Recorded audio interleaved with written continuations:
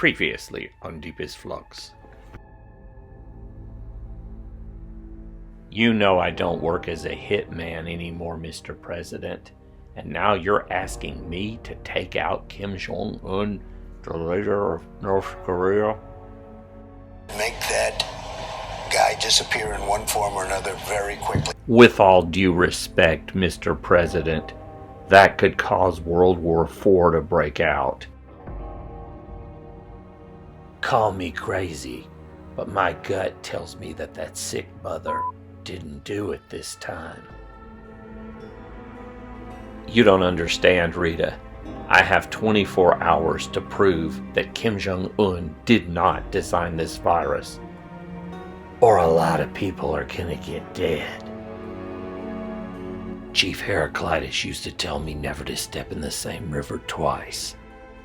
I'm former Agent Chris McCord of the Central Intelligence Agency, and this is Deepest Flux.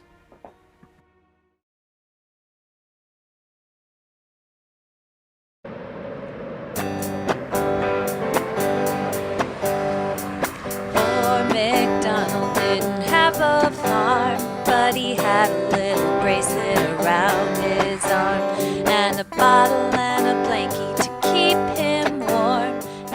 It's been a long time since I've walked through the airport at Quantico, Virginia.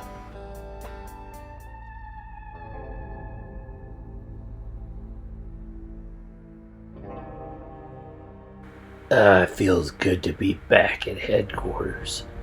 But there's no reason to put off the inevitable, going to see the boss who fired me, James Brick Davis.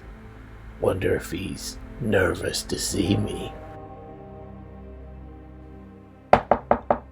And come in, say. I think I know why you're here. You want to know if Kim Jong-un was the one who built that virus, see? Funny. When everything was peaceful, I couldn't get the time of day from the FBI. But now that the world's fallen apart, suddenly I'm the GOAT. That means greatest of all time. Jack Brick Davis. Oh, don't worry. I think I got the answer for you, see. Just go to the FBI library. They've got some files I think you'll find very interesting, see. Now, why don't you head on over there, Agent McCord?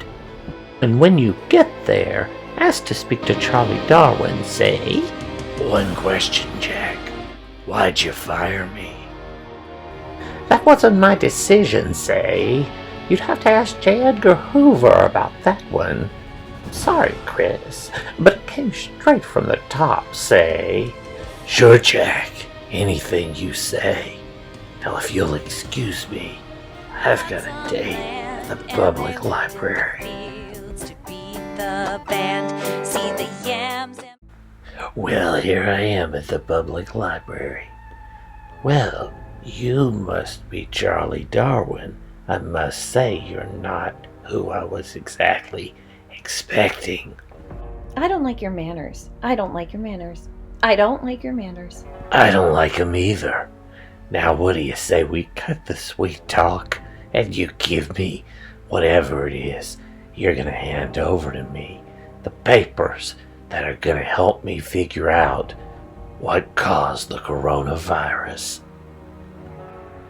Are you going to light that cigarette, or are you just doing an imitation of the Statue of Liberty? Come on, give me the papers. Let's hand them over. You've persuaded me, Agent McCord. You've persuaded me. You're quite the man. Maybe, but don't think you can peel off my skin and find Taylor Swift under there, because she's not. Thanks for the papers. I gotta get to the philosophy part.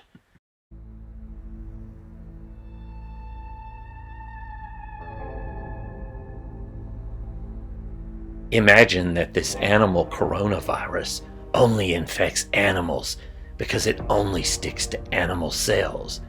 A's only stick to animals. See, it's the letter A I'm using to represent the little sticky things on the spikes. as Rita calls them. However, when this animal coronavirus takes over a cell to reproduce itself as much as possible, some of its offspring viruses are different than the parent virus. That is, they mutate out of 100,000 viruses produced in the cell. Pretend that 1,000 of them have, just by chance, some H's, and that 100 of them have half or more H's.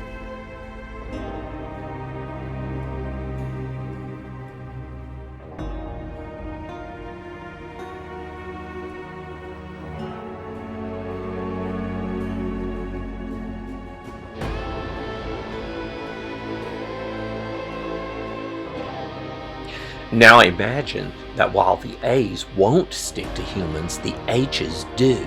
So out of millions of viruses, some, the mutants with H's, will, if they get into a human, lock onto a human cell, enter, and begin replicating thousands of copies. The ones that survive best will be those that best fit the human body. In our oversimplified illustration, the ones with the most H's. This is why there is not evidence that there is a human designer of coronavirus. The novel coronavirus, the one we're worried about, has too many earlier precursors, SARS viruses for example, that are extremely similar to corona. So it is more likely that the SARS virus mutated into the coronavirus. But it existed, the SARS virus, long before Kim Jong-un took power. But doesn't that mean that a human designed SARS? No, because that virus is also a variation on another virus, a bat virus, or the benign coronavirus that causes the common cold. A perfectly shaped stalactite in a cave might appear to have been carved and polished by an intelligent sculpture maker, but really, we know the power of water over millions of years slowly gave the stalactite its apparent design. But wait a minute. This is a problem for the design argument. This is an objection to Bailey's design argument. If we can explain the coronavirus with its complex machine-like structure and its purpose of self-replicating in this way, then we can also explain the human eye in this way. The eye was not created by an intelligent designer. Rather, it came from a mutation of a slightly less effective primitive eye, which came from a mutation of a still less effective and more primitive eye, and so on and so on. I guess Charlie Darwin turned out to be a femme fatale, who betrayed me, just like femme fatales always do in film noir. She was just supposed to help explain to me how coronavirus could have evolved, but instead, she caused me to question whether you even need the supposition of an intelligent designer, God, to create anything in the universe that appears to have a design, like the human eye, the tongue, the respiratory system, heart, anything, because the theory of evolution attempts to explain how we can get complexity from simple unpurposeful to get complex and purposeful without an intelligent designer. Great. I just wanted her to help me save the world, but instead, she took away my faith. Oh well, it's only Cedar Rapids.